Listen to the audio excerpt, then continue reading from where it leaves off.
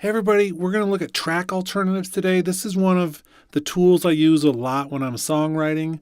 This is not at the point where I'm actually recording the final thing because I'll use take folders most of the time at that point because I'm going to comp it all together. But when I'm just songwriting and working on getting the lyrics and the melody right, that's when I'm going to use track alternatives a bunch. Now, there's other times you could use this and everybody's going to have their own preference. This just happens to be the one that I'm using. So I've got my lyrics over here in my notepad, and let's close a little bit more down here. And I've got the main vocal parts. And I was working on the chorus, and I thought, this is actually something that someone may be interested in seeing how I'm doing it. So we need to come over and actually turn this part on. So under the track header components, we'll need to turn on track alternatives. Once you do that, you're going to see these little arrows pop up. So we can come through, click on the arrows, and we can do a few different things. We can create a new track alternative. We can duplicate the current one. We can rename it. We can rename by region. We can delete inactive, or we can show inactive. So for instance, show inactive, we've got that one right there. So we can see all of them if we want. Let's hide inactive for now. So this is a really interesting tool. So in this case, I had this original take right here for the chorus part, and I did the same for the harmony as well, although it looks like we actually have a whole different one besides that. And so what I'm doing is once I get one idea that I kind of like, that I think may work, I'm coming through and I'm actually creating a new alternative track after that. That way I still have the original, but perhaps I want to go in a whole different direction, try a whole different words, but I want to keep what I originally had. Instead of making a whole new track, because that can get really unwieldy in a project, I just want to put them behind the one that's on top right there. So this is going to be pretty rough. I'll play some of this for you here.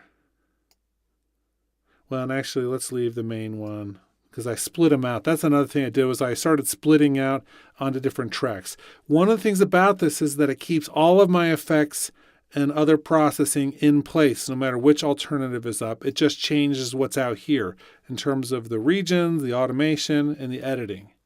I see the world inside of you. I see the world inside of me. So that was one of the earlier versions. I thought, there's some kind of cool melodic parts there, but I ended up landing on a different version of that. I see the world inside of you. I see the world inside of me. I do not go because I need. I go because I want to see. I see the world inside of you. I see the world inside of me. And so what this allows me to do is I can go back to previous versions if there was something I was thinking, wow, that other version, I really liked what I was doing with the melody there. I can just simply go back to one of the previous alternatives that I had that in, listen to it, and come back and then figure out how I want to record that part.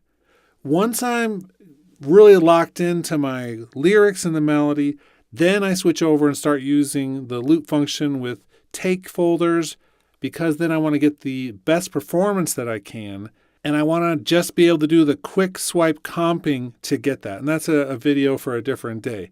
But I hope this is a little bit useful. If you're doing this, say I've got some other ideas I want to do for this, I can now hit duplicate, and it's going to move it into the next slot. It looks exactly the same, but now I can come through and say I want to try it out a different way.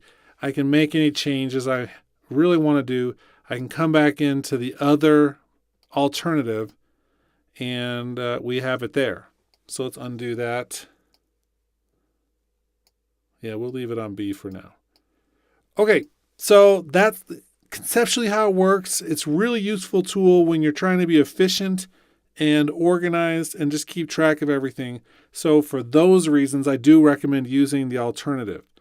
At some point, if you want to clean up your project, you could delete all the unused ones, but For the most part, I haven't noticed a huge performance hit with this, and so I think it's fine for the most part if you just leave them all there. And when you're done with the project, you just are done with it.